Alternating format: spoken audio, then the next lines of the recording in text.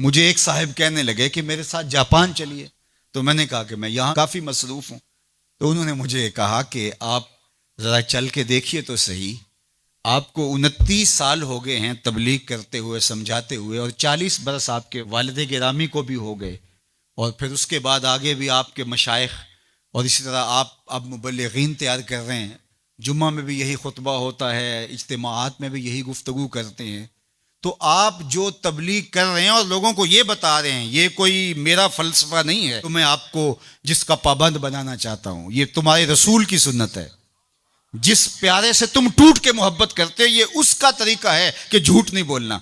कहा समझा समझा के 29 साल जिस कौम को हो गए हैं, आप जापान में देखिए वो कर रहे हैं, और नई अकदार को दरियाफ्त करने के लिए आगे बढ़ रहे हैं। ये तो कर चुके हैं, वो किसी से दगा नहीं करते, झूठ नहीं बोलते, किसी से फराड नहीं करते।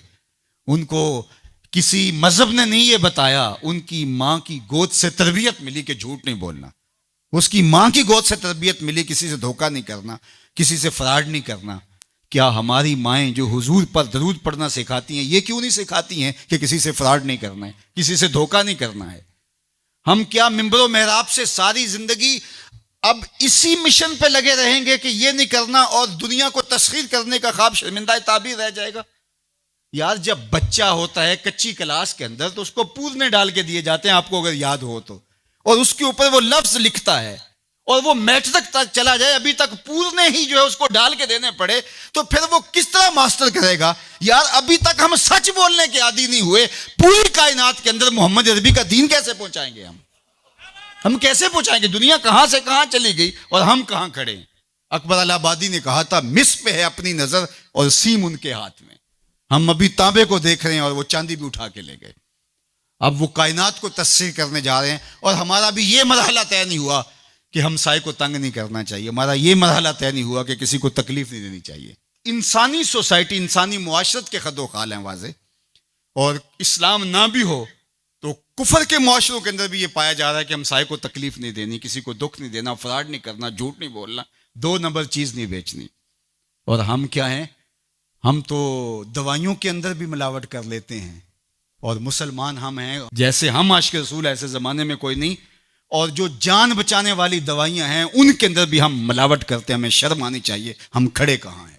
दिल मुसलमान है तेरा ना मेरा, तू भी नमाजी मैं भी नमाजी, पढ़े जाए नमाजें, ये टकरे हैं और कुछ नहीं है। हमारा दीन हमको एक ऐसी पाकीज़ा जिंदगी गुजारने की तलकीन करता है। यार, हमारे सामने हुजूर का नक्शा हो, हमारे सामने हुजूर की तालीमात हो, इतना नूर बरस रहा हो उनकी सीरत के अनवार का, और फिर भी हम अपनी जिंदगी जो है वो दुरुस्ती ना कर पाएं, तो फिर क्या सारी जिंदगी हम यही काम करते रहेंगे? सारी जिंदगी यही कहते रहेंगे कि झूठ नहीं बोलना, झूठ नहीं बोलना, कहते रहेंगे हम, इससे इनकार नहीं है। लेकिन कायनात को तस्खीर कैसे करेंगे जब इस मरहले से नहीं निकलेंगे? तो मेरी आरज़ू ये है कि देखो, मैंने अपनी कब्र में जाना है, आपने अपनी लहद में उतरना है। मैं और आप अपने आप को ये मत समझिए कि वो संवरेगा तो मुआशरा ठीक होगा।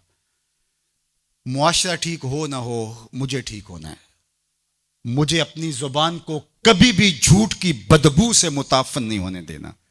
मुझे कभी भी किसी को अजियत नहीं देना, चाहे वो मेरा हमसाया है या मेरा दुश्मन भी क्यों ना है। मुझे किसी के लिए गलत नहीं सोचना है, और किसी को नुकसान पहुंचाने की मंसूबाबंदी की दूर की बात है। वसवसा भी आए किसी को नुकसान पहुंचाने का, तो उसकी भी नफी करनी है, क्योंकि मैं उस आका का गुलाम हूं जो रहमतुल लिल आलमीन है।